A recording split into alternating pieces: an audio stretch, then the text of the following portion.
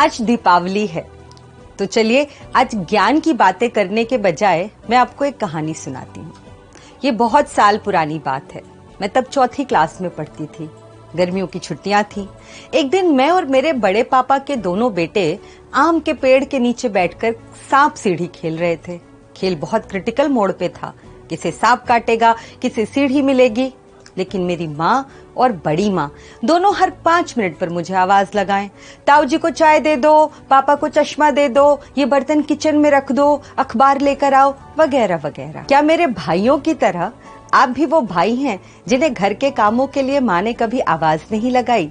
घर के सारे काम, सारे सलीके, रोटी गोल बनाना और शर्ट के बटन टांकना सिर्फ बहनों को मुस्तैदी से सिखाए गए, जबकि आप इस पूरे दौरान मोहल्ले की पान की गुमटी और चाय की दुकान पर अपने दोस्तों के साथ बतकही में लगे हुए थे। क्या आप अब भी वही हैं जिसे ये पता ही नहीं होता कि रसोई में हल्दी कहाँ है और जीरा कहाँ, एक्स्ट्रा टूथपेस्ट का पैकेट कहाँ रखा जाता है, गंदे और साफ मोज़ों की जगह कहाँ है?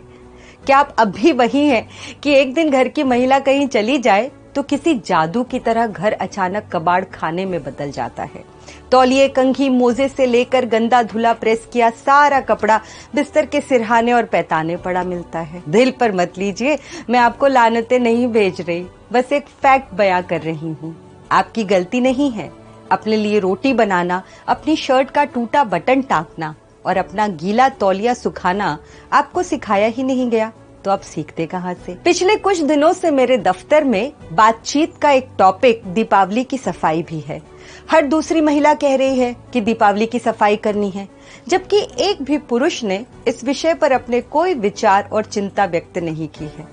अकेली रहने वाली लड़कियों ने भी पंखा पोंछकर घर को थोड़ा चमका लिया है, लेकिन अकेले रहने वाले लड़के वो अब भी बिस्तर पर पड़ी 7 टी-शर्ट में ये तय नहीं कर पा रहे हैं कि कौन सी धुली और कौन सी गंदी। वो नाक से सूंघ कर पता लगा रहे हैं कि किसमें सबसे कम बदबू आ रही है और उसी को पहनकर दफ्तर चले आ रहे हैं।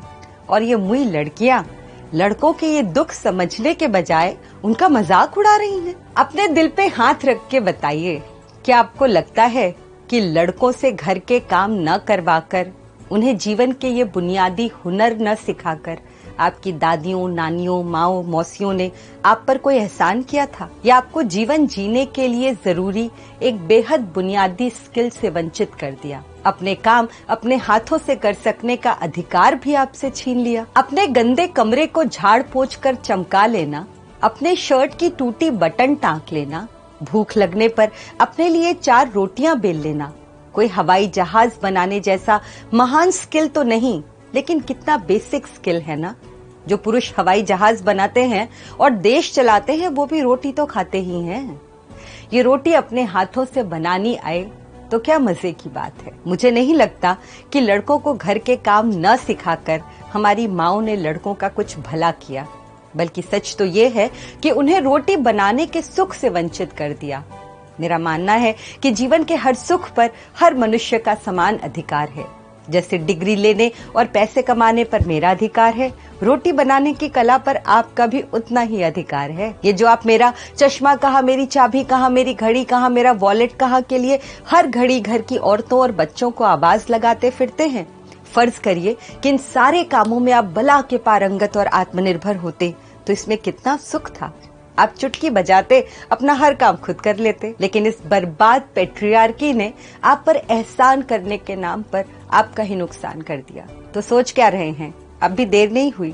आज दीपावली है, झाड़ू उठाइए और शुरू हो जाइए। आज घर के कामों में हाथ बटाकर घर वालों को भी चौंका दीजिए। उन्हें पता होना चाहिए कि आप में कितनी छिपी प्रतिभाएं हैं जिसका उन्हें अंदाजा तक नहीं। इस दीपावली ये सरप्राइज देना तो बनता है, उन्हें भी और खुद को भी।